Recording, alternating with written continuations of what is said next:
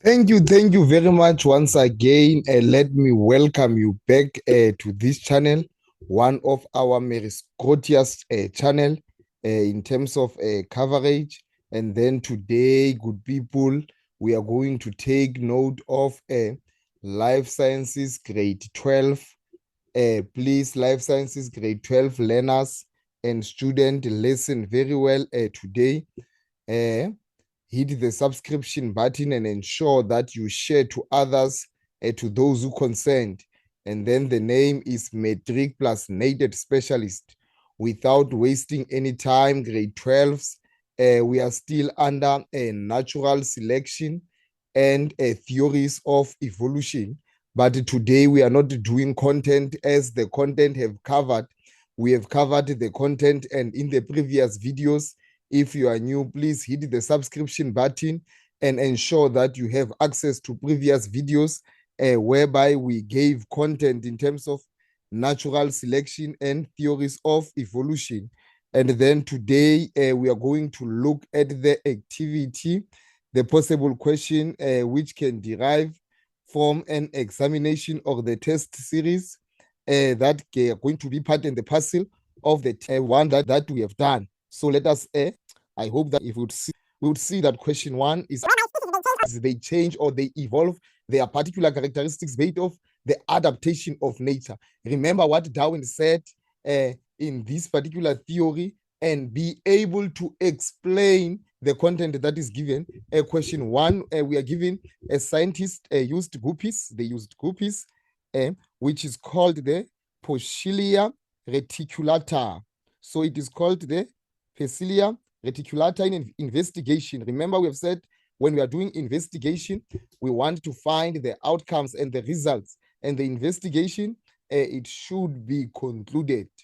So it was used to test Darwin's theory of natural selection. Remember what Darwin says about a differentiation of species in terms of natural selection. And then here we would see that the male guppies have got what we call bright colored spots to attract females, which is called courtship behavior. And then, but these spots also attract the predators. And we know that the predators, they can harm or even kill these particular species, which are called the guppies.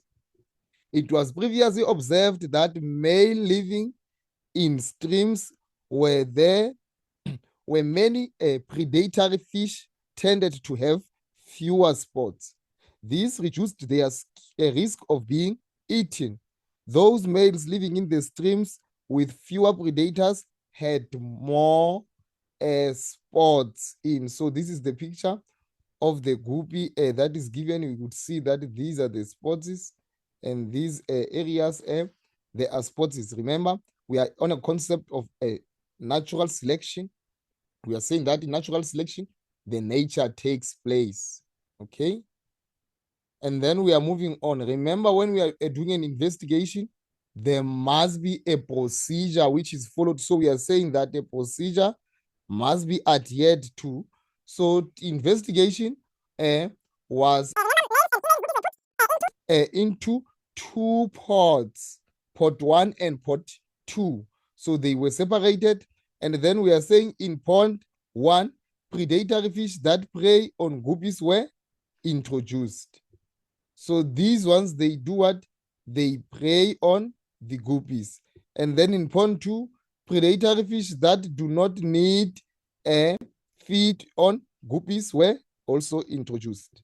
The guppies were allowed to breed for 20 months. So if they breed, it means they will reproduce offspring.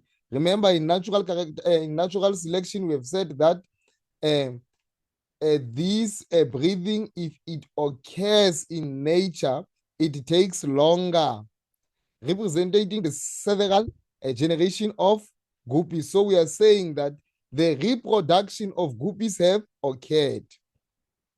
Guppies reproduce when they are about 3 months old.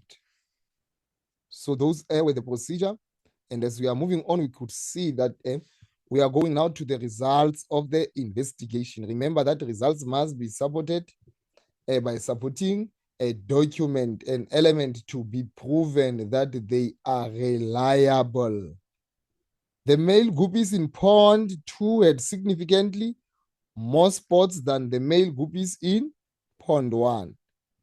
Number 1, this is what they have observed to say in pond 2 there were more spots and than the male guppies in pond 1. And then a first question, we are asked 1.1, how could the validity, please take note, it means now the investigation, we must say that it is valid enough, it is supported enough beyond all reasonable doubts. How can we say this validity of the investigation can be increased? It is by repeating the investigation. So let us check. And then 1.2, we want the independent variable. So please take note, when we are talking of the independent variable, we are talking about that variable that is any variable for it to grow or for it to have an effect. But the dependent variable, it depends on something in order for it to function. A typical example, you are in grade 12 today, you are a learner, but you are supported by your parents. So it means between you and your parents, you are a dependent variable because they give you, they support you to survive, and then they are independent variable to you because of they can survive for themselves. So that is just a typical example which I can give it to you. Okay, and then increase the validity. We are saying that we can, by ensuring that both ponds in an experimental have identical, the word identical, the same environmental conditions. So that would be marks.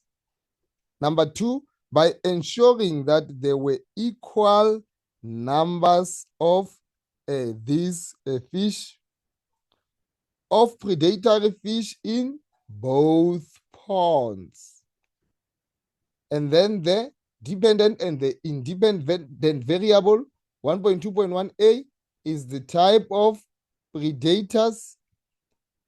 And then the B is the average number of spots on each male guppy. Okay, so we can see that those were independent and dependent variables. So we can see that this one was depending on something to happen. And then if ever we are moving on, we'll see that you can go to question 1.3, explain why the scientists include pond 2. So we know that when it's concluded, it is for control measure. Why there is pond 2, it means there must be a control measure of the experiment. And then we move on again to 1.4, describe, please take note, describe how Darwin's theory of natural selection. Remember, if you know the concept of natural, then we have actually taught about this in previous video. You can go and check.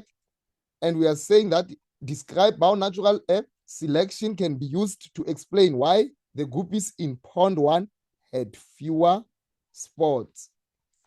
So we're moving to 1.3 and 1.4 to say why there was a pond 2 and natural selection. So there was a pond 2 in 1.3 to serve as a control. There must be a control measure. Number 2, to compare the results between the ponds to ensure that any changes that occurred were due to the presence of the predators and not the environmental factors. And then natural selection in terms of Darwin. Darwin stated that there is variation. The male guppies here, there is variation. So if we are saying there is variation, we mean to say there is not identical, but there is difference in terms of the species. Some have more spots while others have fewer spots. That is attract predators and are eaten by what? By the predators because of their color. And lastly, the one with fewer spots have survived and reproduced to pass the gene for fewer spots on to the next generation. And this will be called reproduction. Okay, I hope we have understood that. As we are going on, we can see that we have another question, question 2. 2.1, what type of characteristic does the natural selection select during evolution? What does the type of characteristics that does the nature select during evolution? And then in 2.2, in nature, there is always a survival of the fittest, which we have said due to competition, we know due to predation, and adverse weather conditions that we already know, and suggest a collective term for all these factors. What factors are those?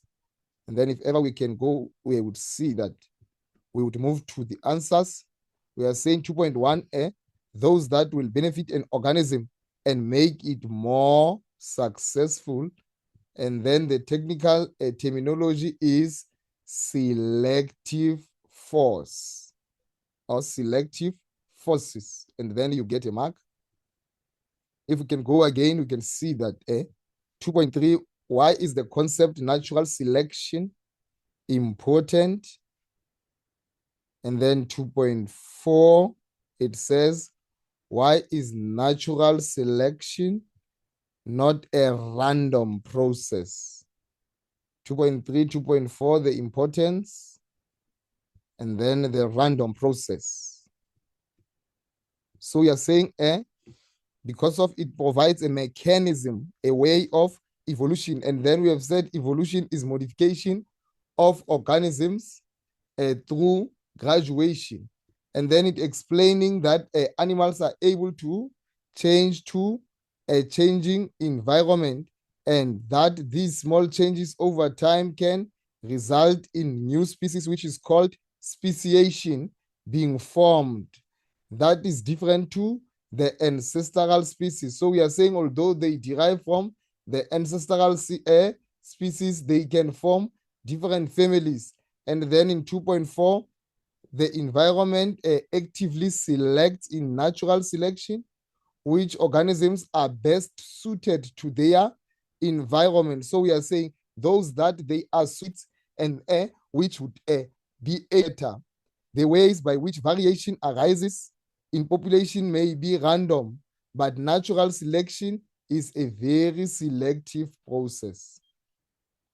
If we can go again to the other question, I would see that there is 2.5, and the 2.5m, the statement is given in a population of mice.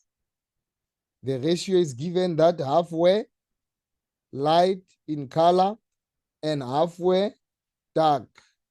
So the ratio is 1/2, 1/2. Half were white and half were dark. If and fall hands in an area at night, which mice have the more favorable characteristics?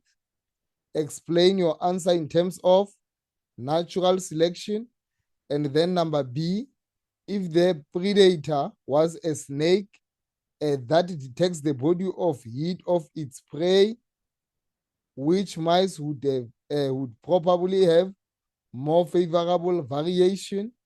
Explain your answer. Okay.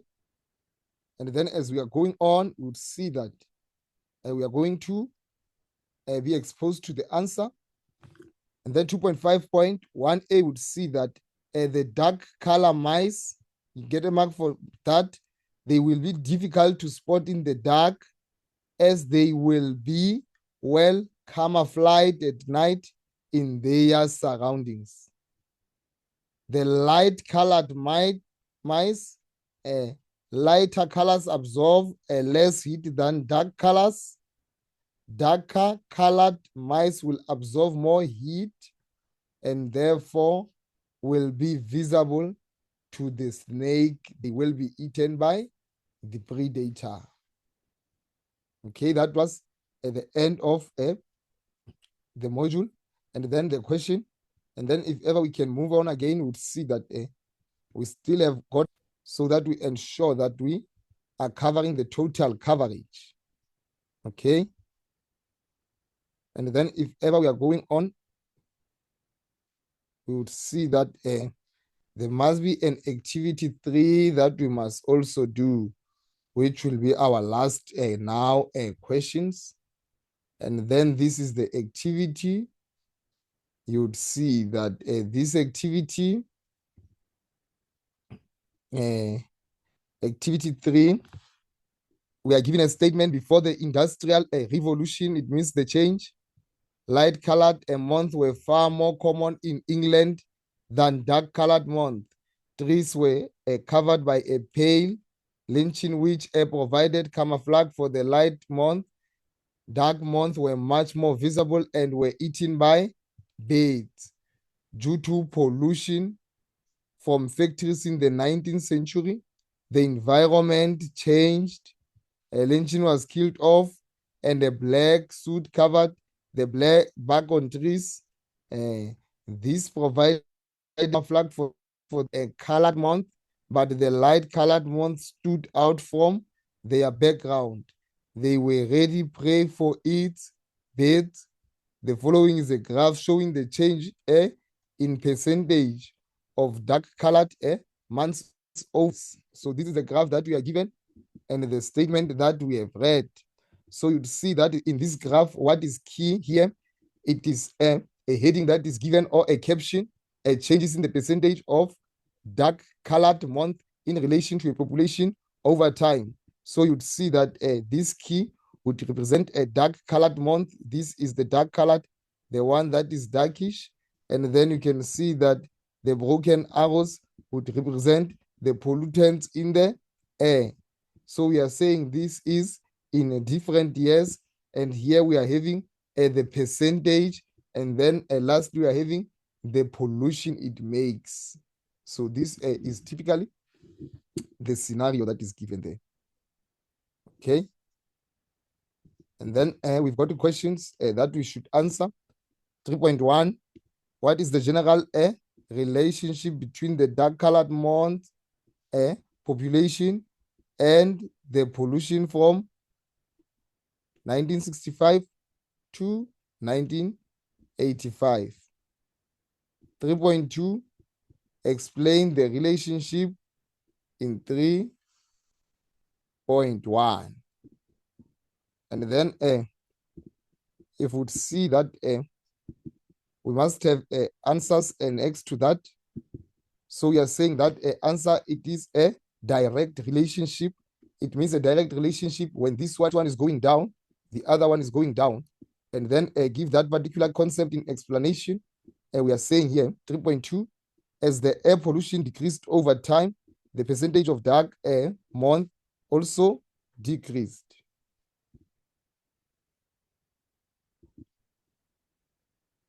You'd see that it also decreased, as I was saying, so which is directly proportional. And then I want us to check these last questions. It was decreasing in the graph. The other one, it also went down. So if the other one went up and the other one would go up, the pollutants in the air would be directly proportional to the percentage of the dark-colored months. So that is the relationship there. And then we have explained in that. And then if we can go, we'll see that in 3.3, why did the population of the light-colored months decrease during the 19th century? Why there was a decrease in the 19th century? And then 3.4 would say that once the air pollution has decreased, what do you think would happened to, and give a reason for your answer? Okay, we'll go to check those answers as we are discussing them. So that is the last one. So we are saying that in 3.3, we can see that the population caused a black ash to cover the lynching on the beech trees, which made the light-colored month more visible to predators. and therefore the population numbers would decrease as predation increased. Then you get the mark. And then in 3.4, the light-colored moth population would have increased since lower pollution levels resulted in less ash on the bee trees, allowing the lichen to grow again. Light-colored moths are more difficult to see on a light background and so would not be predated upon. Thank you very much for tuning in. Ensure that you hit the subscription button, and then I say we are having it here at our social media or platform, and tune on for the next activity whereby we are talking about punctuated equilibrium. Thank you very much for your time. I hope that you are well. Hit the subscription button at